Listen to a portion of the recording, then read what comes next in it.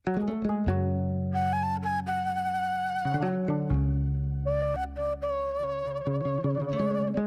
ሚካኤል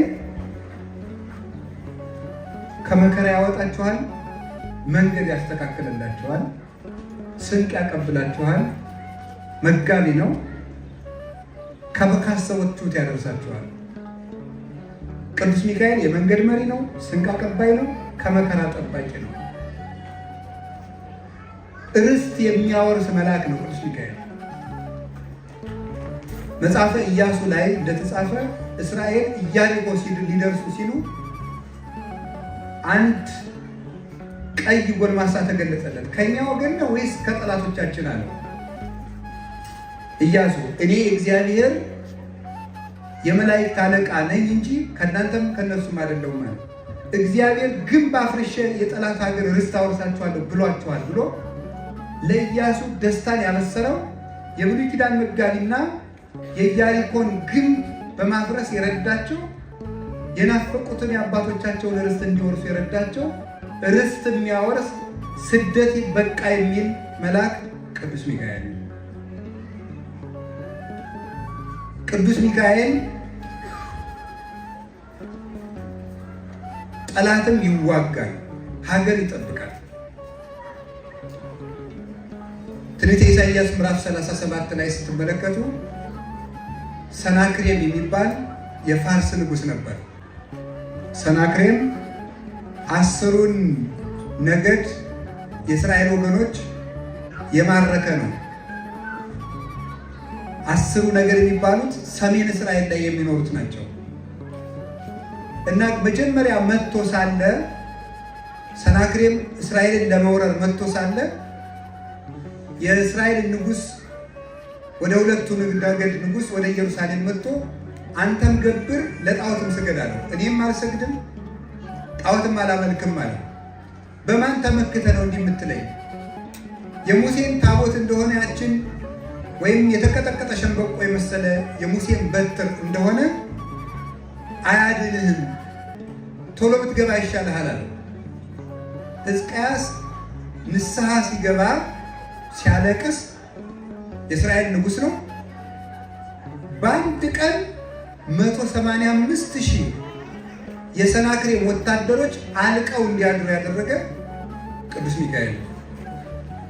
ኢየሩሳሌም ሊያፈርሱ ትንቢተ ኢሳይያስ ምዕራፍ 37 ላይ እንደምናነበው 185,000 ወታደሮችን የሰይፉን ብርሃን ብቻ በማሳየት አልቀው እንዲያድሩ ያደረጋቸው ቅዱስ ሚካኤል። እግዚአብሔር በቅዱሳን መላእክት አድሮ ሀገር ይጠብቃል። እስራኤልን ከወራሪ ያዳናት መልአኩ ቅዱስ ሚካኤል ነው። በመጨረሻ የምነግራችሁ አንድ ሁለት ነገሮችን ነው። እየደከማችሁ ነው። ወካዊ ነው መንፈቀ ሌሊት ደቀሳ ሆኖ ያለበት ነው። ሁሉም እየተኙ ነው። ለምን እየተኛችሁ ነው? እንደዚያ ስለሆነ ከቃሉ ጋር ናችሁ። እግዚአብሔር ከሁላችን ጋር ይሁን። እግዚአብሔር ከሁላችን ጋር ይሁን። እግዚአብሔር ከሁላችን ጋር ይሁን። ብዙ ሊናገሩት ወደ ባዶ ይቀራል። በእኛ ቤተክርስቲያን አንድ ነገር አለ። ማህሌቱ በጣም ጥሩ ነው፣ ግን ቸብቸቦ ቢቀነስ በጣም ጥሩ ነው። ቸብቸቦ ማለት ማሸብሸቡ መባህላ ነው። ከቃሉ ጋር ናችሁ። ለምን ሲባል ቸብቸቦ ባይበዛ ማህሌቱ 4 ሰዓት የሚበቃው ነው። በሸብሸቦ ያዱና ሊቃውንቱም ይተኛሉ፣ ቃለ እግዚአብሔር አይሰሙም። ከዚያ በኋላ አንድ ሰው ያስክዳቸዋል ወይም ደግሞ ግድ የለሽ ይሆናል። ስለዚህ ቸብቸቦ ይቀነስ፣ ቸብቸቦ ይቀነስ። አባቶቻችን ያቋቋም ሊቃውንቱ ጎንደር ቸብቸቦ የሚባል አያውቁም። ቁጭ ነው የሚያደርጉት። አመላልሰው አመርግደው ጸንጽለው አመርግደው አመላልሰው ደርበው ቁጭ ነው የሚያደርጉት። አሁን እንቅልፍ መጣ። ከዚያ በኋላ መልስ አምጡ ልጆች። ምንድን ነው ምን ሲባል ጭጭ። ቄሱም ዝም መጽሐፉም ዝም ማለት ይሄ። ስለዚህ ቸብቸቦ ይቀነስ። ትሰማላችሁ? ትሰማላችሁ? ለነገሩ እናንተን አይመለከትም። ይሄ ሊቃውንትን ይመለከታል። አይመለከትም። ይቀነስ፣ ተቀንሶ ተጸንሶ ቢበቃ እጅግ መልካም። ከቃሉ ጋር ናችሁ እንዴ? አሁን እና ደግሞ ዳንኪራ አትውረዱ ማለት ነው። እስክስታ አትውረዱ። ከበሮ እኮ ሲመጣ እንደዚህ የሚባሉበት ምክንያት ከሐና ወደ ቀያፋ ሲያመላልሱት አደሩ ማለት ነው። እና ከሐና ወደ ቀያፋ አመላለሱት እያሉ መቼም የለም እስክስታ የለም። እንደዚህ ብሎ ተገረፈ እያለ እንደዚህ የለም። ሶበ ተከለለ ሶበ ተከለለ ሶበ ተከለለ ብሎ የለም። አንገቱ ሲቆረጥ ደም ወማይ ከአንገቱ ፈለቀ ብሎ እስክስታ የለም። ጊዮርጊስ አንገቱ ሲቆረጥ ደምና ውሃ ወተት ፈሰሰ ብሎ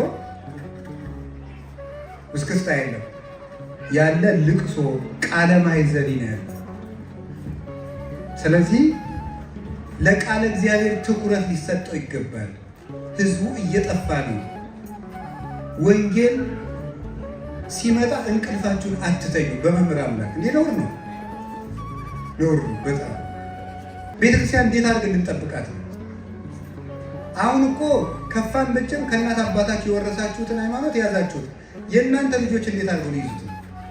ሳይስም ቅዱስ ሚካኤል ራዕየ ዮሐንስ ምዕራፍ 12 ቁጥር 7 ላይ ዘንዶውን ተዋግቶ የጣለ መልአክ ነው።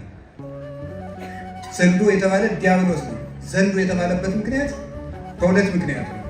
ራዕየ ዮሐንስ ምዕራፍ 12 ቁጥር 1 ላይ እንዲህ ይላል፣ ወምዝ አስተርአየ ዐቢይ ተአምር በውስተ ሰማይ አርዌ ቀይሕ፣ በሰማይ ታላቅ ምልክት ታየ፣ ይኸውም ቀይ ዘንዶ ነው ይላል። ዘንዶ ያለው ዲያብሎስ ነው። ቀይ ያለው ደም አፍሳሽ ስለሆነ ነው። ዘንዶ ያለበት ምክንያት ዘንዶ ግልገልን ትልቅ በግም ይውጣል። ግልገልን ትልቅ በግም ይውጣል። ዲያብሎስ የማይፈትነው ሰው የለም። ጳጳሳትን ይፈትናል፣ ምዕመናንን ይፈትናል። ስለዚህ ዘንዶ ይባላል። የማይጠግብ ነው። እሱን ተዋግቶ የጣለው ማን ነው ሲባል ቅዱስ ሚካኤል ነው። ስለዚህ ከአጋንንት ጋር በምናደርገው ውጊያ ቅዱስ ሚካኤል ረዳት ነው። አጋንንትን ለማሸነፍ ድርሳኑን ለቤታችሁ ብታነቡ አሁን ይሄ አይጣ ላይ ድረስ ነው። ይሄንን ሁሉ እያነበብን ነው እንግዲህ ከጥንቆላ እንትን ይሄ ለእንትን ጥሩ ነው፣ ይሄ ለእንትን ጠልሰም ጥሩ ነው እያለ የሚደረገድጉብን ዘንዶውን የጣለውን መልአክ ይዞ ሰው ድግምት አያስፈልገው፣ መፍትሄ ማማት አያስፈልግም። ይሄ ምንድን ነው? መፍትሄ ስራ የሚባል አለ። ጨጀጀጀ የሚባል መጽሐፍ የኢትዮጵያ ደብተራ የሚበላበት ማለት ነው። ተደግሞባል መፍትሄ ስራ ያስደግም ብሎ ጨጀጀጀ የሚል ስማ እንዲህ ያለውን ዘንዶውን ራዕየ ዮሐንስ 12:7 ነግሬያቸዋለሁ። ዘንዶውን የጣለው መልአክ ማን ነው? ቅዱስ ሚካኤል ነው። ቅዱስ ሚካኤልን የያዘ ሰው ዘንዶ በሱ ላይ ሊሰለጥንበት አይችልም። ቅዱስ ሚካኤል ይረዳዋል። ድርሳኑን ካነበባችሁ መፍትሄ ስራ ማስደገም፣ ድግምት ማስደገም አያስፈልጋችሁ። እቤታችሁ ሰይጣን እንዳይገባ የቅዱስ ሚካኤልን ድርሳን ድገሙ። የእግዚአብሔር መልአክ ባለበት ሰይጣን ሊኖር አይችልም። መኑ ዘይደምሮ ለብርሃን ውስተ ጽልመት ወለ ታቦተ እግዚአብሔር ምስለ ጣዖት ወለ ክርስቶስ ምስለ ቤልሆር። ታቦትን ከጣዖት ጋር፣ ብርሃንን ከጨለማ ጋር፣ ክርስቶስን ከቤልሆር ጋር አንድ የሚያደርገው የለም ነው። የእግዚአብሔር መልአክ ባለበት ሰይጣን ሊኖር አይችልም። ድርሳኑን ከጸለያችሁ ተደግሞብኝ ይሆን እንዲህ ብላችሁ መፍራት አይጠበቅም። ይሄ ምድር ልንገራችሁ፣ የእግዚአብሔር ቤተሰቦች እስራኤልን 40 ዓመት መራቸው የሚለው ምን ይመስላችኋል? አንድ ነገር ልንገራችሁ፣ ትርጉም አለው። እስራኤል ኦሪት ዘጸአት ምዕራፍ 12 ላይ ሲወጡ ከዚህ ጋር ስለማያይዘው ነው። ሲወጡ ምን አድርገው ነው የወጡ? በግ በልተው ነው የወጡት። በግ በሉና ወጡ። ፈርዖንን ምን አደረገላቸው? አሰጠመላቸው። መንገድ ላይ አማሌቃውያን ነበሩ። እነዚህ ኢያሱ ነው የተወጋቸው። ፈርዖንን ሙሴ አሰጠመላቸው። አማሌቃውያንን ኢያሱ ተዋጋላቸው። ትርጉም አለው። ሳዊሮስ ዘስሙናይን የሚባል የቤተክርስቲያን ሊቅ እንደሚናገረው የመጀመሪያው ፈርዖን የተባለው ጠላት ሳጥናኤል ነው። እሱን ያሰጠመው ሙሴ ኢየሱስ ክርስቶስ ነው። የሙሴ በትር መስቀል ነው። ለዚህ ነው በዕለተ ዓርብ የሕማማት ስንሰግድ እንሰነብትና ዓርብ ማታ 12 ሰዓት ላይ ቅዱስ ያሬድ ንሴብሖ ለእግዚአብሔር ስቡሐ ዘተሰብሐ ፈረሰ ወመስተጽእነ ወረደ ወረውስተ ባሕር የሚለውን እንዲወረድ ያደረገበት ምክንያት ይሄ ነው። ለምን? ሙሴ ፈርዖንን በበትሩ አሰጠመና ንሴብሖ ለእግዚአብሔር ስቡሐ ዘተሰብሐ ፈረሰ ወመስተጽእነ ወረውስተ ባሕር ፈረሰኛውን ከፈረሱ ጋር ወደ ባሕር ጥሏልና እግዚአብሔርን እናመስግነው የሚል መዝሙር ዘመረ። ማን? ሙሴ። እስራኤልን አሻግሮ ጠላት አስጥሞ። ክርስቶስ ደግሞ በዕለተ ዓርብ ነፍሳትን ከገሃነም አሻግሮ ሳጥናኤልን በባሕረ እሳት አስጥሟልና ንሴብሖ ለእግዚአብሔር ስቡሐ ዘተሰብሐ ወመስተጽእነ ፈረሰ ወመስተጽእነ ወረውስተ ባሕር ፈረሰ አጋንንት ወመስተጽእነ ሊቃነ አጋንንትን እነዚህ ስላሰጠመልን ልዑል እግዚአብሔር እናመስግነው ብለን የምንዘምርበት ምክንያት ከዚህ የተነሳ ነው። ስለዚህ ሳጥናኤልን ሙሴ አሰጠመው ማለት ክርስቶስ ዋናውን አለቃ ወበመስቀሉ ቀተሎ ለጽል በመስቀሉ ጥልን ደመሰሰ ተብሎ እንደተነገረ ሳጥናኤልን ድል የነሳልን ክርስቶስ ነው። በጉን በልተው ነበር የወጡት። በጉን በልተው ነው የመጡት። ያ በግ ማን ነው? ኢየሱስ ክርስቶስ።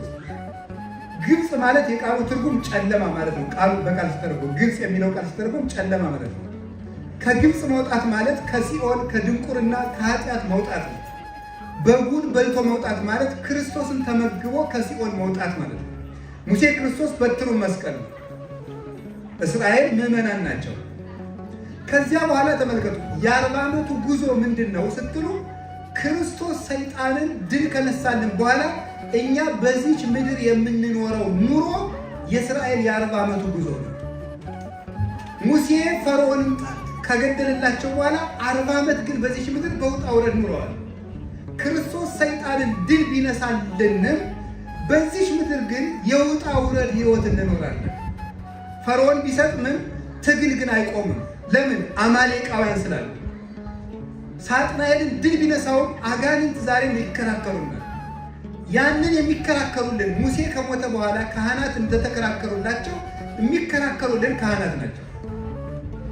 የእስራኤልን የ40 ዓመት ጉዞ የመራ ነው ማለት እኛ ወደ መንግሥተ ሰማያት በምናደርገው ጉዞ መሪያችን እሱ ነው። መልአከ ከሄረ ወመራሄ ፈኑ ለነ የሚባለው ለዚህ ነው። ቸር መልአክህን ላክልን ምንለው ለዚህ ነው።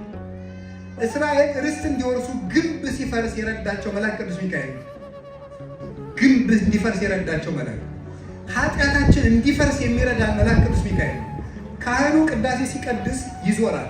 ስብሐት ወክብር ለስሉስ ቅዱስ ይደሉ እያለ ይዞራል። ዙሮ ሲገባ ምን ይላል? እግዚአብሔር አምላኬ በከመ አልከ ጥቅማ ለኢያሪኮ በእደ ኢያሱ ገብርከ ወልደ ነዌ ከማሁ አንህል ጥቅመ ኃጢአቴ ወኃጢአቶሙ ለሕዝብከ። ፈጣሪ እግዚአብሔር ሆይ በኢያሱ አድረህ ግንቡን እንዳፈረስከው በእኔ በባሪያህ አድረህ የምዕመናንን የኃጢአት ግንብ አፍርስ ይላል። አሁን ካህኑ እስራኤል ዙረው እንዳፈረሱ ካህኑ እየዞረ የሚያጥነው የእኛን የኃጢአት ግንብ ለማፍረስ ነው። እንዲፈርስ የረዳቸው ደግሞ መልአኩ ቅዱስ ሚካኤል የኃጢአታችን ግንብ እንዲፈርስ ይረዳናል። ይህ ዓለም ወደ መንግሥተ ሰማያት የምናደርገው ጉዞ ነውና በጉዟችን ባለው መሰናክል ይረዳናል። ዘንዶውንም ይከራከርልናል። ይገርማቸዋል። መጨረሻ ላይ ክርስቶስ ሲመጣ የአዋጁን መለከት የሚነፋው ማን ነው? ቅዱስ ሚካኤል። ዳንኤል ትንቢተ ዳንኤል ምዕራፍ 12 ቁጥር 1 ላይ ያለላቸው የመጨረሻውን። ከዚያ ይፍታ ነገር ንገራችሁ። ሰማዕታትና ጻድቃንን የሚረዳ መልአክ ቅዱስ ሚካኤል ሩጫን ያስጨርሳል። ቅዱስ ጎርጎርዮስ የሚለው ነገር አለ። ለምሳሌ አንድ ቀን ንገራችሁ። አንድ ቤተክርስቲያን አባት ምን ይላል? ሌሊት ከእንቅልፍ እንደተነሳ ይላል። ሌሊት ከእንቅልፍ እንደተነሳ እንቅልፍ ይታገለሃል። እስከ 20 ደቂቃ ድረስ ታግለው ካለቀቀ የሥጋ ድካም ነው ማለት ነው። ተመልሰህ እረፍ ይላል። እስከ 20 እስከ 30 ደቂቃ ድረስ ታግለህ እንቅልፉ ከለቀቀ በኋላ ከመጣ ግን የሰይጣን ነውና እንዳትተኛ ይላል። አንዳንድ ጊዜ በጣም እንቅልፉ ስቂት ያደርገንና ከ40 ከ30 ደቂቃ በኋላ ሌሊት ልቅቅ የሚለን ለምን ይመስላችኋል? የሚረዳን መልአክ ትዕግስታችን አይቶ ስለሚመጣ ነው ይላል። በጸሎት ጊዜ የሚረዳን መልአክ አለ። ለፍተን ከተነሳን በኋላ ትንሽ ከበረታን ቀሎን እናድራለን። ለምንድን ነው ሲባል ፍቅራችን ቁርጥ ህሊናችን ያይና የሚረዳን መልአክ ይላካል። እና ቅዱስ ሚካኤል ሩጫን የሚያስጨርስ መልአክ ነው። መከራን የሚያስታግስ። የቅዱስ ጊዮርጊስ ረዳት ማን ነበር? ቅዱስ ሚካኤል። አቡነ ተክለ ሃይማኖት ያን ያህል ሲጋደሉ ረዳታቸው ማን ነበር? ቅዱስ ሚካኤል። ከዚህ ወደ ሰማይ ስንሄድ የሚያስደነግጡ አጋንንት አሉ። እነዚያን አጋንንት የሚገስጽ መልአክ ቅዱስ ሚካኤል። አባታችን አቡነ ተክለ ሃይማኖት 99 ዓመት ተጋድለው ሲያልፉ ምንድን ነበር መሰላችሁ ያሉት? መንገድ ላይ አጋንንት እንዳያስደነግጡ ቅዱስ ሚካኤል እንዳከልኝ ነበር ያሉት። ቅዱስ ሚካኤል የምድርም የሰማይ መንገድ መሪ ነው። አቡነ ተክለ ሃይማኖት ከአቡነ ኢየሱስ ሞዐ ገዳም ቆይተው ሲሄዱ ወንዙ ማን ያሻግርሃል ሲሏቸው እሱንስ አበምኔቱን አቡነ ኢየሱስ ሞዐን አንተ ፍቀድልኝ እንጂ የሚመራኝ መልአክ እግዚአብሔር ይልካል። ወዲያው ወንዙ ዳር ሲደርሱ ቅዱስ ሚካኤል መጥቶ ፊት ለፊታቸው ቆመ። በባህሩ ላይ እየተራመደ ተከተለኝ ያላቸው አቡነ ተክለ ሃይማኖት። እሱ ቅዱስ ሚካኤል እየመራ እሳቸው በእግር ተሻገሩ። ስንቅበዘበዝ የሚያስችል መልአክ ነው። የያዝነውን እንዳንጨርስ በሚያደርገን ጊዜ ማለት ነው። የያዝነውን እንዳንጨርስ በሚያደርግ ነገር ላይ እንግዲህ ሰው ነገር በጣም ይወዳችሁ። ብዙ ጊዜ የሰይጣን ትግል በምንድን ነው? አንደኛ አንድን ነገር እንዳንጀምረው ማድረግ ነው አንዱ። ሁለተኛ ጀምረን እንዳንጨርሰው ማድረግ ነው። ሶስተኛ ከወደቅን በኋላ እንዳንመለስ ማድረግ ነው። ይሄ የሰይጣን ትግል ዘዴ ነው። 3 ትግሎች ነው የሚታገል ሰይጣን። መልካም ነገር እንዳንጀምር ማድረግ፣ ጀምረን እንዳንጨርስ ማድረግ፣ ከወደቅን በኋላ እንዳንመለስ ማድረግ። ይህ ሰይጣን ተግባር። ቅዱስ ሚካኤል ግን የጀመሩትን የሚያስጨርስ ከመቀዝበዝበዝ የሚጠብቅ ነው። አባ እንጦንስ ገዳም ገብቶ በሚጸልይበት ጊዜ በጣም ብዙ ዓመት ተጋድሎ ከ30 ዓመት በላይ ተጋድሎ የዝሙት ፈተና ፈተነ። ይገርማል። ሲፈትነው ሲወጣ ሲገባ ሲወጣ ሲገባ ሲወጣ ሲገባ ሲወጣ ሲገባ መጨረሻ ላይ ላግባ ብሎ ወሰነ። ላግባ ብሎ ሲወስን 2 እግሩን ነቅሎ ደጅ ላይ ሲደርስ የደረሰለት መልአክ ቅዱስ ሚካኤል ነበር። ምን አስተማረው? እጅ ስራ አስተማረው። ሰኔን ሰራ ቅዱስ ሚካኤል። ሰኔን ሰራና 12 አቡነ ዘበሰማያት ጸለየ። 3 ሰዓት ሲሆን ከ3 ሰዓት እስከ 6 ሰዓት ድረስ እጅ ስራ ሰራ። 6 ሰዓት ላይ ደግሞ ቀትር ላይ 12 አቡነ ዘበሰማያት ጸለየ። እስከ 9 ሰዓት ደግሞ ስራ ሰራ። መልሶ 9 ሰዓት ላይ 12 አቡነ ዘበሰማያት ጸለየ። እስከ ሰርክ ድረስ ሰራ። መልሶ 12 አቡነ ዘበሰማያት ምን አለው? በጸሎት ብቻ ሰይጣንን አታሸንፈውም፣ እየሰራህ ጭምር ነው። አይምሮ ምን ይፈልጋል? አይምሮ ሰብሳቢ ይፈልጋል። ሰብሳቢ ይፈልጋል። ስለዚህ ምን ያስፈልገዋል? ስራ። አሁን የመነኮሳት 3 ሕግ ነው ያላቸው በገዳም። ምን ይመስላችኋል? 12ቱ ሰዓት ከ3 ይከፈላል። 4ቱ ለንባብ፣ 4ቱ ለጸሎት፣ 4ቱ ለስራ። 4 ሰዓት መስራት፣ 4 ሰዓት ማንበብ፣ 4 ሰዓት መጸለይ። መጻሕፍትን የማያነብ መነኩሴ የሚሄድበትን ያውቅ። ሳያነብ መምህር የሚባል ሰው ኩሎሙ ለይሰመዩ መምህራን እንዘ ይአምሩ መጻሕፍተ ኢፉልፉዳን እሙንቱ እንዳጎጡ እንዳጎኖም ለሰብአ ዘአጦሙ። መጽሐፍ ሳያውቁ መምህር የሚባሉ ሰዎች የአዛጦን ሰዎች የወርቅ ግምጃ ሸልመው ካቆሙት ከዳጎን አይሻሉም ይላል። ዳጎን ምን ይላል? ዳጎን አይሰማም። እዝን ቦሙ ይሰምዑ። ዳጎን አያይም። አይን ቦሙ ይሬእዩ። ዳጎን አይተነፍስም። ወይ ነቡ በጉራይቶሙ። ዳጎን አይዳስስም። እድ ቦሙ ይገሱ። እጅ አላቸው አይዳስሱም። ስለዚህ መጽሐፍ ሳያውቁ ክርስቲያን መባል አይገባም። ስለዚህ ምን አለው? ቅዱስ ሚካኤል መጣና መጽሐፍ ተመልከት፣ ስራ ስራ፣ ጸልይ፣ እንዲህ አድርገህ ሰይጣን ታሸንፋለህ። አሁን ያ ስርዓት መጣና ምን አደረገው? መነኮሳት ሁሉ ያን ተምረው ስርዓት ቀጠለ። በኋላ ስርዓተ ገዳም ይባላል። የማህበር ስርዓት አለ። የማህበር ስርዓት በማህበር የሚኖሩ መነኮሳት በአጠቃላይ ለምሳሌ ብትወስዱ አስደናቂ ነገር ነው። ግለኝነት የለም እዛ። ፀጉርን እንኳን ለመላጨት የገዳሙ መጋቢ መፍቀድ አለ። ይህንን ስርዓት ለአባ ጳኩሚስ የገለጠ ማን ነው? ቅዱስ ሚካኤል ነው። ቅዱስ ሚካኤል ሰማዕትነትን ያስጨርሳል፣ ምንኩስናን ያስጨርሳል። የነ ጸጋ ዛብና የነ እግዚአብሔርን ትዳር ጠብቋል። የትዳር ጠባቂ ነው ቅዱስ ሚካኤል። ጸጋ ዛብ አቡነ ተክለ ሃይማኖት አባት ባህር ሲገባ በክንፉ አፈፍ አድርጎ ያወጣው ቅዱስ ሚካኤል። እንዲሁም ባህሩ ውስጥ እያለ ቅዱስ ሚካኤል ለምን አትደርስልኝም? ያንተን ዝክር መዘከሬ ለመቼ ነው አለው። ምንድን ነው ያለው? አይ ባህሩ ውስጥ ሳትገባ ባድንህ አይደነቅም ነበር። ባህሩ ውስጥ ገብተህ እንዳትሞት ሳደርግ ነው የሚደነቀው። ከባህር አውጥቶ እሷን ከንጉሥ ነጥቆ ትዳራቸውን የጠበቀላቸው መልአክ ቅዱስ ሚካኤል ነው። ቅዱስ ሚካኤል የመንገዳችን መሪ ነው ስላችሁ የሕይወታችን መሪ ነው። ርስት እንድንወርስ ግንብ ያፈርሳል ማለት የኃጢአት ግንብ እንዲደፈሰስ ይጸልያል። መጨረሻ ላይ ምን ያደርጋል? ክርስቶስ ሲመጣ ቀንደ መለከቱን የሚነፋው እሱ ነው። የተበተነችውን አጥንት የሚሰበስባት ቅዱስ ሚካኤል ነው። በቀዳሚ ንፋተ ቀርን ቅድም በቅዳሴ እንደሰማችሁት በቀዳሚ ንፋተ ቀርን ይትጋባ ሁሉ ጸበለ ሥጋ ዘተዘሮ የመጀመሪያው ቀንደ መለከት ሲነፋ የተበተነው አጥንት ሁሉ ይሰበሰባል። አንድን ሰው 100 አውሬዎች ቢበሉት እንኳን በ100 አውሬዎች ሆድ ያለው አጥንት ሁሉ ተጠራቅሞ ይመጣል በቅዱስ ሚካኤል አዛዥነት። ወበዳግም ንፋተ ቀርን ይከውን በርነ ፍጹመ ዘይንበለ ተሐውሶ አንሳይሶ ወይ ተሐውሶ ያለመንቀሳቀስ ፍጹም አካል ሆኖ እንዲተኛ ያደርገዋል።